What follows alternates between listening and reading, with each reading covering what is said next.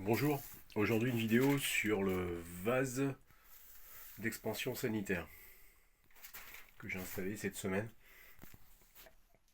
sur ma chaudière fuel et sur la partie ballon d'eau chaude sanitaire.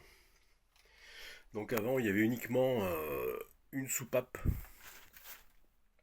de sécurité, probablement tarée à peut-être à 7 bars, hein. C'est ce qu'on voit souvent, 7 kg, 7 kg par centimètre carré, hein, ce qui causait des variations de pression à l'intérieur de l'installation, hein, des à-coups sur les robinets, des montées en pression au niveau du manomètre du détendeur, hein, à côté de la vanne d'arrêt d'eau potable. Donc j'ai décidé de brancher, hein, j'avais ce vase sanitaire là, pression de gonflage 3 bars, vous voyez, c'est un Gitral, fait en pas loin de chez moi là, en Auvergne, à Orléans. Voilà, donc 3 bars, et puis en pression, voilà, pression de gonflage 3 bars, hein. Et actuellement j'ai mis 4 barres de réglage de détendeur. Donc il faut être réglé, voilà, bah, c'est ce qu'ils disent, hein, de toute façon. Voilà. Et celle-là, la pression maximale d'utilisation, c'est 10 bars. Hein, contrairement à ce vase d'expansion qui est pour le chauffage, lui, hein, donc il est branché sur de l'eau, sur un circuit à part, un peu de circuit d'eau croupie, hein. Enfin, c'est pas vraiment de l'eau croupie, mais bon, voilà. C'est un circuit, c'est plus de l'eau potable, hein, dès que ça rentre dans le circuit chauffage. Dès que ça traverse ce robinet là, d'ailleurs qui n'est pas équipé de clapet anti-retour, hein, ça c'est pas bon, normalement il devrait y avoir un clapet anti-retour. Voilà ça c'est le vase d'expansion de chauffage qui est gonflé, lui a une pression généralement environ 1 kg. Il faut le vérifier, hein, à chaque fois que vous l'installez, hein, il y a beaucoup de plombiers qui ne sont pas au courant, mais même quand il est neuf, hein, il faut vérifier sa pression. Soit on l'installe sur une chaudière gaz, il faut mettre un peu plus de pression, on met 1,3 kg en général, et sur le fuel on met 1 kg de pression pour 1,2 kg de service. En général, hein, après il y a des cas particuliers, mais voilà. Bon, pour revenir au vase sanitaire, hein, voilà, donc branché avec un flexible 3 quarts. Voilà, avec un T en laiton. Monté à la filasse, hein, éviter le téflon là-dessus. En bas, il y avait un raccord 3 pièces qui fuyait, hein, donc j'étais obligé de rajouter une douille en 3 quarts ici, hein, qu'il a fallu que j'installe parce que ben, ça fuyait, hein, malgré un resserrage. Impossible, un serrage à mort impossible qu'il n'y ait pas une fuite. Donc voilà, soit vous avez un vase d'expansion sanitaire, c'est assez peu pression, assez peu fréquent, hein, chez les particuliers la plupart du temps. C'est un groupe de sécurité dessous là, hein, vous savez qu'un petit bol là qui goûte, on a des petites gouttes qui tombent au moment où l'eau se dilate. Voilà, là c'est une autre façon de faire. Une autre façon de faire. Des fois il est intégré à la chaudière murale des fois. Voilà, mais il faut quand même une capacité assez importante à l'intérieur, hein. Plus vous allez faire de l'eau qui va être chaude, plus il va y avoir de dilatation, hein. Donc il faudra que ça compense la dilatation de l'eau. Voilà.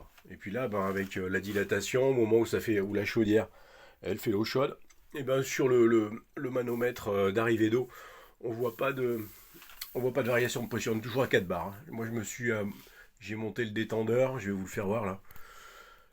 Je vais vous le faire voir le détendeur. Voilà le détendeur. Vous voyez, j'ai réglé à 4 bars. Hein, le détendeur est ici. Des fois, il y a un capuchon dessus pour le régler. Des fois, il y a un capuchon en plastique. Autrement, vous tournez dans le sens des aiguilles d'une montre. Vous faites quart de tour par quart de tour. Vous voyez, il faut éviter d'aller au-delà de 4 bars, hein. Il faut être entre 2 5, enfin entre 2 et 4 bars. La zone verte, en général, l'optimal, c'est entre 2 et 4 bars. Au-dessus, on est en zone rouge, ça sera pas bon, on risque d'avoir des fuites sur le groupe de sécurité, hein. Si vous avez un groupe de sécurité, il y a une fuite. Vous voyez, sur celui-là, j'ai branché en plus un autre vase d'expansion, hein, mais ça c'est un peu farfelu, hein, ce système là de petits vases d'expansion, c'est pas assez, il n'y a pas assez de volume à l'intérieur, hein. Ouais, il y a une petite valve aussi, je sais pas s'il y a de l'air à l'intérieur. Il y a une petite valvette là. Voilà, il est plein d'eau. Ah bah, vous voyez, il est mort, il va falloir l'enlever. Il est cuit, vous voyez, la membrane à l'intérieur est percée. Voilà, coup de chance. J'avais mis une vanne pour l'isoler. Tac, on va fermer la vanne. Ouais. Oui, je l'ai installé il y a une dizaine d'années. Il est cuit en fait, hein. Vous voyez, quand ça fuit comme ça, c'est que la membrane elle est morte. c'est que c'est percé. Voilà, en revenant à celui-là, oui, il y a la même valve sur le dessus. Pour le réglage, il faut pas qu'il y ait de pression dans le réseau, hein, donc il faut que là ça soit débranché ou que la pression dans le tuyau elle soit à zéro. Hein. Vous ayez fait une purge sur le réseau d'eau potable. Il ne faut pas qu'il y ait de contre-pression au moment où vous prégonflez votre ballon. Hein. Soit vous faites avec un compresseur ou avec une pompe à vélo, hein, si vous avez un peu plus de courage, ou une pompe à pied. Mais bon, il faudra la démonter ou la mettre sur le mur là pour pomper.